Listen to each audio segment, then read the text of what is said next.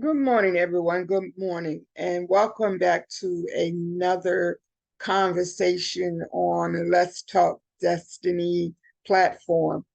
Once again, I am thrilled to have my oldest, my number one prince with me today to share some insight and personal opinions and what we know to be true in our community and how we are responding to what we're seeing. So, first of all, I want to say once again, number one, Prince, welcome back to the platform. Yes, man. It's not. So, today we're going to talk about what is on the minds of just about everybody in this community or in our communities with regard to these continued shootings and murders and what have you of our young people. There's a lot of, response, where you call knee jerk response, emotional responses from people as to, every time something happens, there's, everybody's crying and, whatever. But and then when the emotion dies down, we, go back, seems like we fall back to sleep, too many of us, until it happens again. So as a um, African male in this country, um, what do you see as what is happening? Like, even though you're behind the wall in that cement plantation, you're still very much aware of what's going on out here, because a lot of what's going on out here um, affects what's going on in there as well. What are you seeing? What are you hearing? What are you feeling about what's going on in our community right now with regard to this unrest?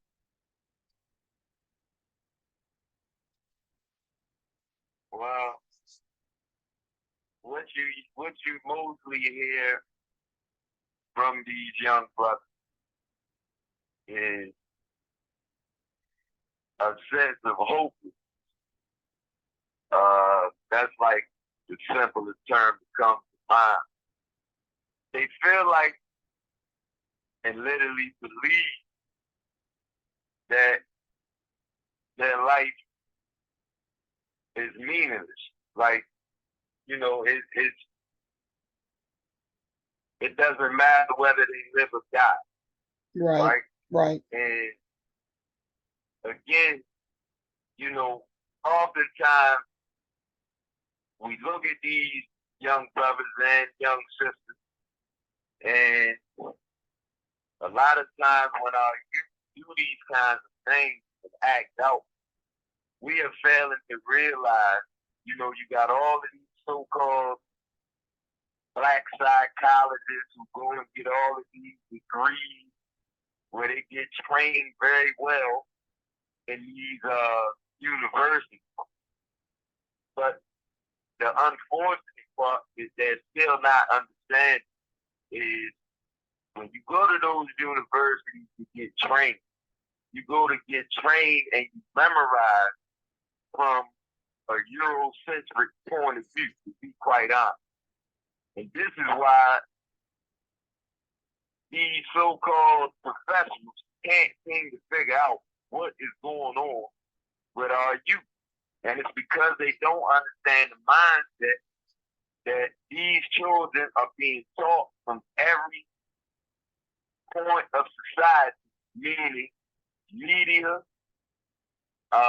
whether that be social media or any news channel, the movies, the music that's being promoted. We've heard these things over and over again, but they've just become a talking point, right? So if we say, okay, the music that we make, we get mad with the artists, right? But the fact of the matter is the artists don't own the company. Right. Companies are owned by the same corporation who control every news channel that we watch. So they filter in what will be talked about and what will not. The same corporations who own the movie production entertainment is why you see most of our society tell you about the latest fight on some stupid ass excuse my French, but some stupid reality show. Yeah. But they can't tell you one thing about the latest bill that Congress just passed that literally affects your whole life. Right, right. So you have a whole society that is being dumbed down on purpose. And just like in every other aspect, it's our people that suffer the worst when it comes to these things. So if you look at what's being promoted to our young boys and our young girls, the young boys are being taught that they're supposed to be gangsters. The young girls are being taught that you're supposed to turn around and take a picture of your butt every chance you get. That's all your work. Right. Don't worry about being highly intelligent.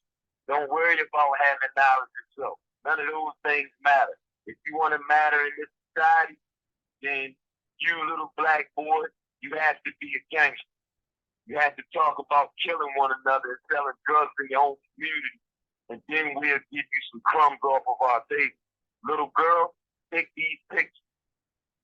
Come half naked everywhere you go. Twerk, shake your behind, and then we'll give you some crumbs off of our table. And unfortunately, not enough of our elders and people who can do something about this because they're in a position where they can help. They're not doing enough to change that narrative. So again, being that I'm literally entrenched of all this, this is what people would consider the worst of the world. This is what they will tell you out of their own mouth. They don't feel like they even have to look forward to being alive next week, let alone 10 years from now. And they don't care whether they never die because they had nothing to live for. And so, if we don't give our youth something to live for and show them that their lives matter, really, in all due respect to the Black Lives Matter movement, but if people really pay attention to what's going on with that, corporate America has already bought them out. This is why you don't hear too much about them making too much noise anymore. It's the same old trick. The grassroots organization makes noise. Corporate America finds a way to come in and keep it quiet just a little bit, and they pay you off.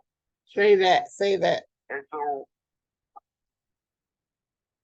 when you know, while we screaming Black Lives Matter, you notice that you had many young people in those marches screaming Black Lives Matter, but then when those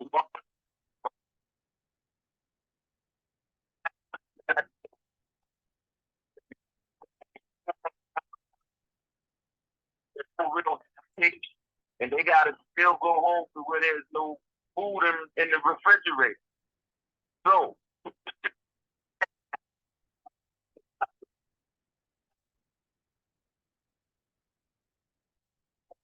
where everybody around you is starving and fighting over the same crumb.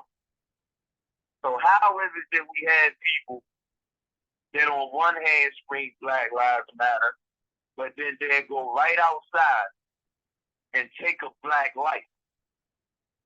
Is it because they really don't want lives to matter, or is it because they are faced with a reality in a lopsided society that makes them feel like the places where it really matters, their lives don't matter at all?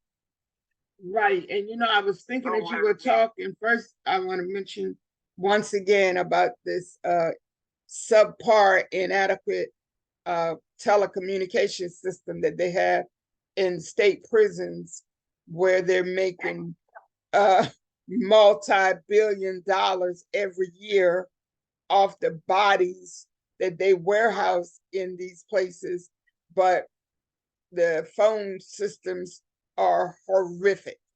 But anyway, back to the topic. Um, I was thinking as you were talking about, again, the when an event happens and then there's the emotional response, and then we uh, protest, we march. Even recently, right here in Salisbury, following some shootings, people have got together and they marched and they done vigils and so forth and so on. Um, like we just had that vigil last week, I think it was, a couple times people marched and then turned right around Monday night, and there was a young man killed right here in the complex where I live at. Um, and I was informed that there was like over 20 shots. He got shot in the back 10 times, stuff like that. So we doing marches and vigils and protests, and then 2 days later, it's happening again. So clearly, there's more that needs to be done. And when you were talking about how they don't think they matter as an individual, so they really don't think that that next person next to them matters because they don't think that they matter themselves. And I was, I think I had talked to you about this before when I sat in the last county council meeting I sat in. It was about the budget for this county that I live in, and they were, talking about how money was being taken away from the school system, but more money was being given to the police department. And so one of the council members said several times, I mean, multiple times, about how bad the kids are in school. They don't listen to anybody. The teacher has no control over the classroom. And so that's why they need more police officers on site, so forth and so on. And I'm just shaking my head because I'm like, the money that you're spending to bring more police officers to school could be spent on more qualified teachers, for one thing, social workers, people that know how to address the issues that these children are facing once they walk out of school.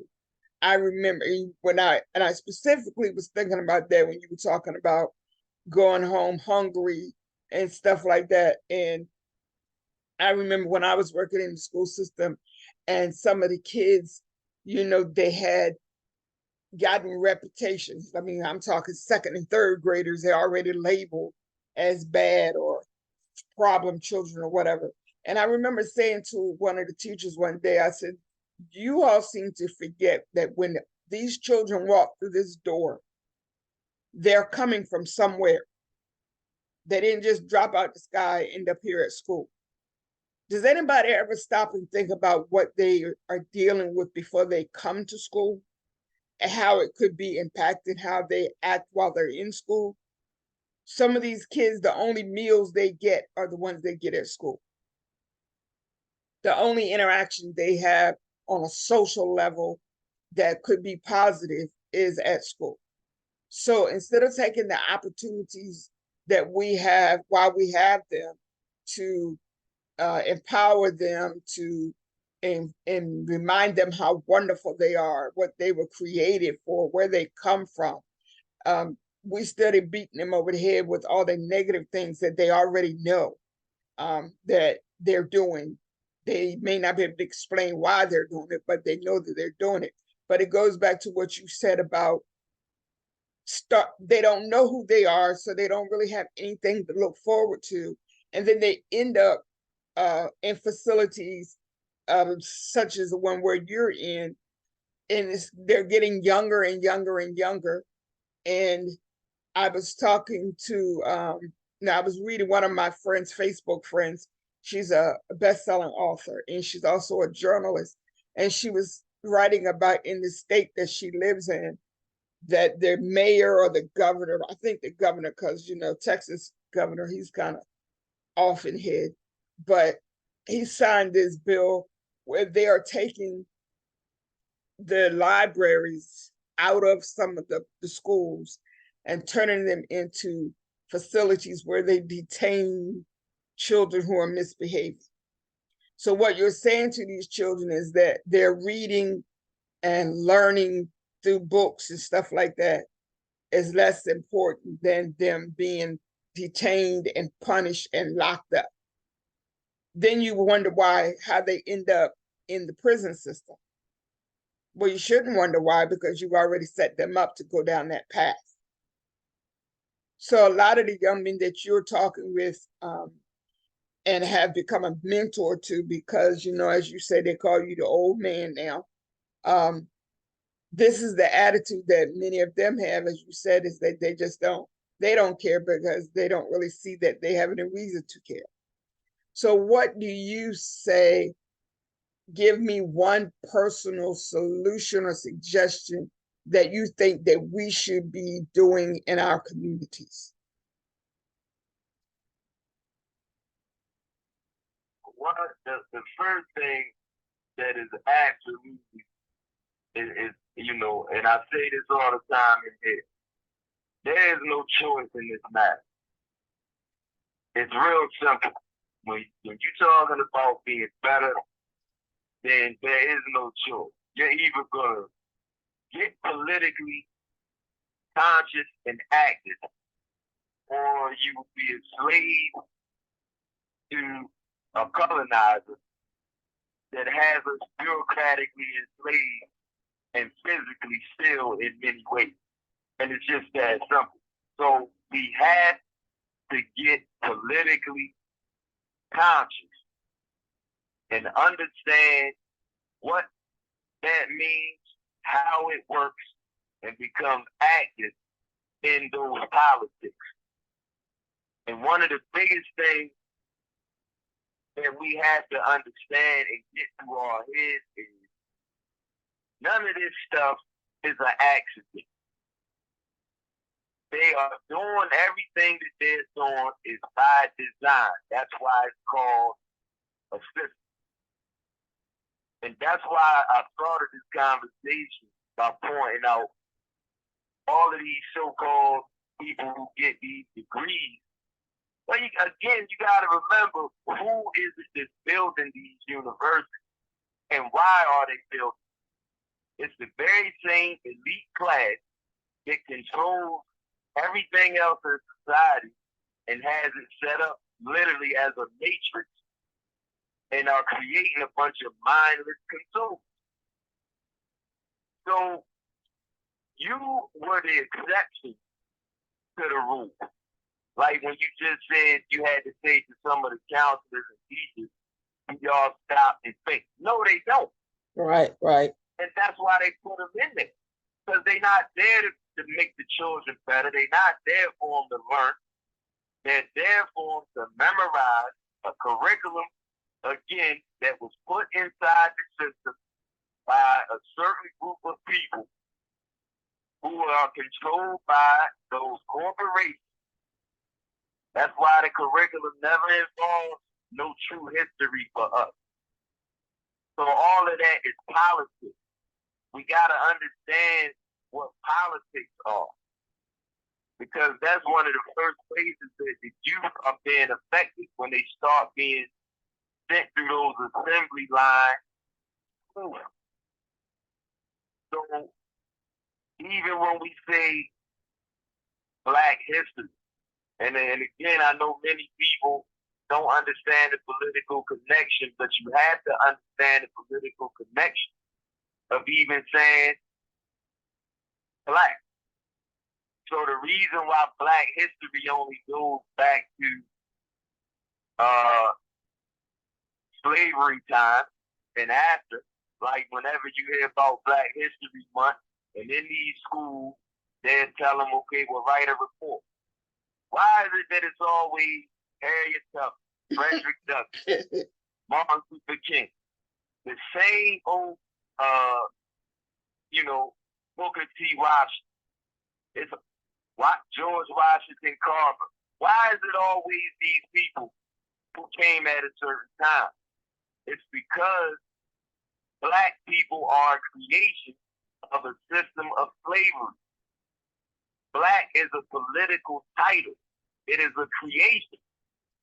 So that's why your history only goes back to the time when Black people were created, which is slavery, up until modern times. So we got to understand that that's another political attack. And that's why we got to start teaching our children ourselves. We got to start teaching them their illustrious history that goes back hundreds of thousands, even millions of years ago. We have to start understanding everything that deals with us, and when we deal with nations outside of ourselves, is political. It's a must that we understand it. When we go into these corner stores and we see all these Arabs and Indians and Chinese people in stores that are in our neighborhood, we have to understand that politically, they are taking away the economic fuel that we could be using to build up that neighborhood. Because all they do is take it out of our neighborhood and go build up their community. But we don't understand that these are all political attacks.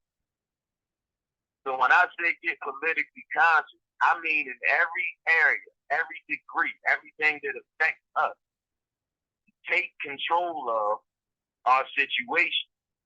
So then when we become politically conscious, I said get active. What do I mean about getting active?